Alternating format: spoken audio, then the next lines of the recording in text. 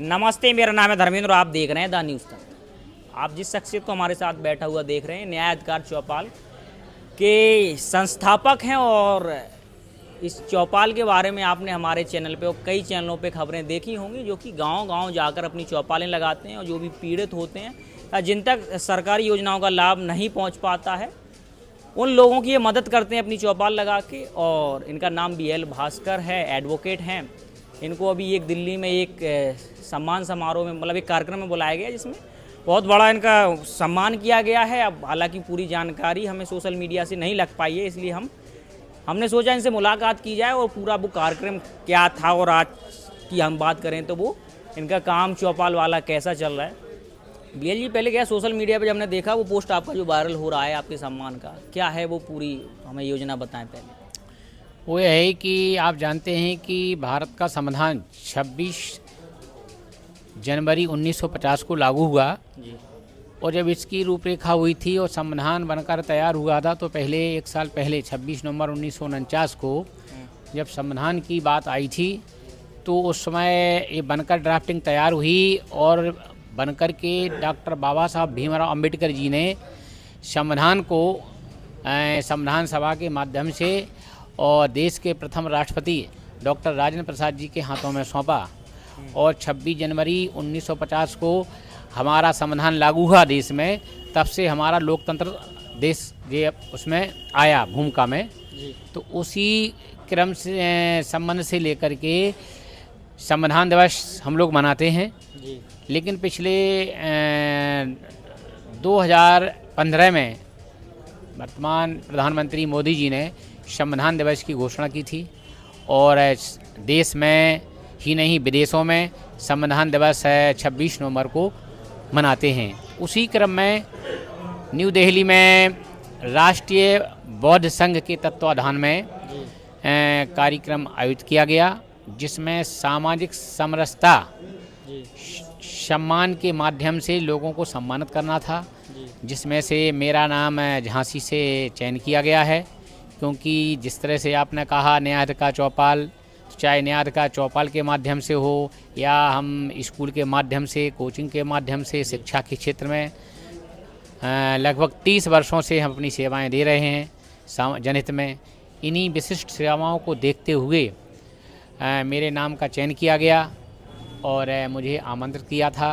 तो मैं दिल्ली में गया, तो वहाँ पर देश के कानून मंत्री माननीय अर्जुन राम मेघवाल जी, जो कानून मंत्री हैं केंद्रीय, वो उपस्थित थे मुख्य अतिथि के रूप में। उनके साथ ही गृह राज्य मंत्री अजय कुमार मिश्रा जी और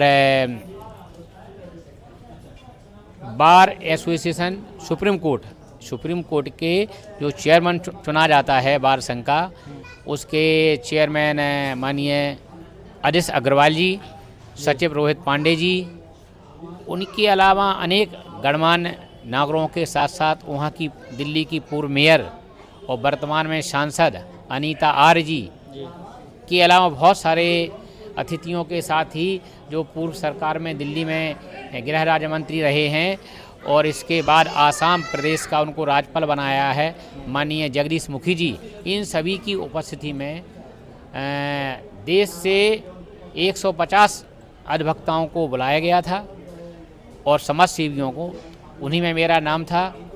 तो उन्होंने मुझे सामाजिक समरसता सम्मान 2023 से राष्ट्रीय सम्मान से सम्मानित किया गया है। जी। और कौन कौन गया था आपके साथ? मेरे साथ में झांसी के वरिष्ठ समाज सेवी हैं इंजीनियर मोहनलाल सिंगरिया जी, जो भारतीय बौद्ध संघ से पदाधिकारी हैं और इसके पहले वो शिक्षा के क्षेत्र में उन्होंने काम किया है। ITI में वो रहे हैं, उसके टीचर रहे हैं और समाज सेवा में वे भी जुड़े रहते हैं, तो उनको भी सम्मानित किया गया है।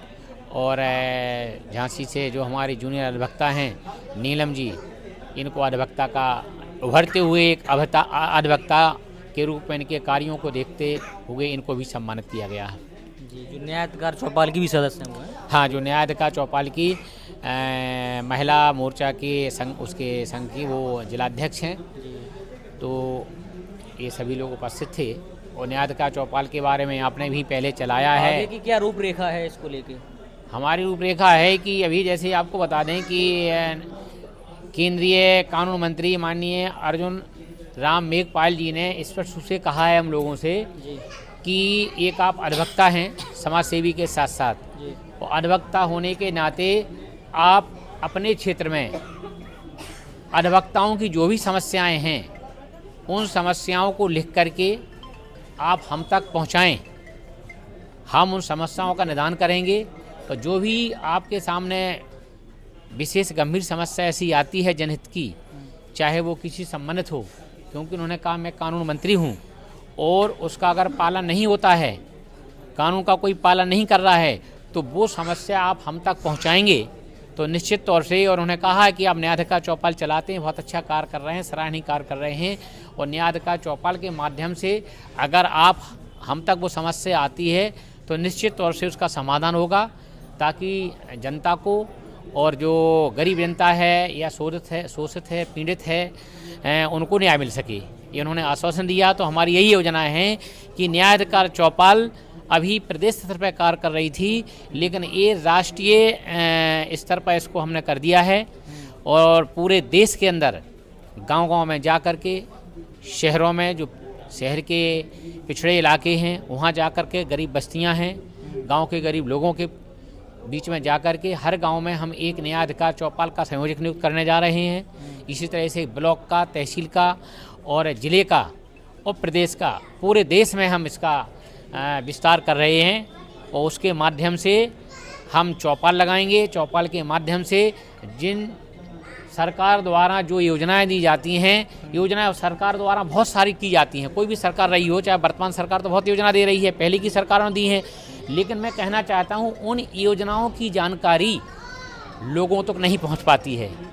आज भी मैं आपको बता दूं, एक दो चौपाल में आप भी गए हैं, गांव में देखा होगा, जब उनसे सरकारी योजना के बारे में पूछा गया तो लोगों को जानकारी ही नहीं है कि भाई कौन सी योजना चल रही, कि उस योजनाओं का हम ग्रहण कैसे करें।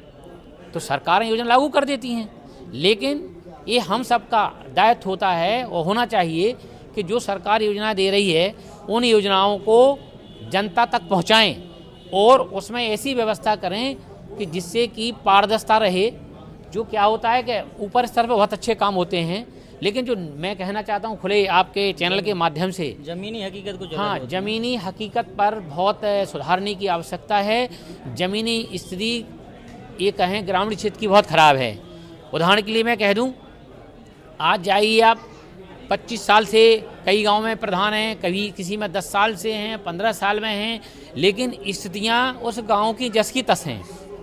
नाली नहीं बन रही है, सड़क नहीं बन रही हैं, ठीक है, और भी जो समस्या है वो उनको निदान नहीं हो रहा है।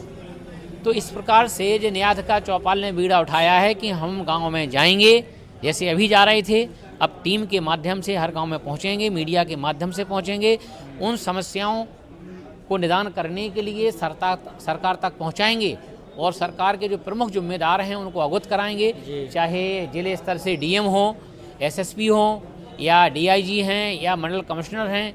इन सब के पास हम पहले उन समस्याओं को रखेंगे निदान कराने के लिए, और यदि इसके बाद भी उस समस्या का निदान नहीं होता है तो माननीय मंत्री महोदय हैं जो उससे संबंधित, उनको अवगत कराएंगे, मुख्यमंत्री जी को अवगत कराएंगे, प्रधानमंत्री तक पहुंचाएंगे, देश के राष्ट्रपति तक पहुंचाएंगे।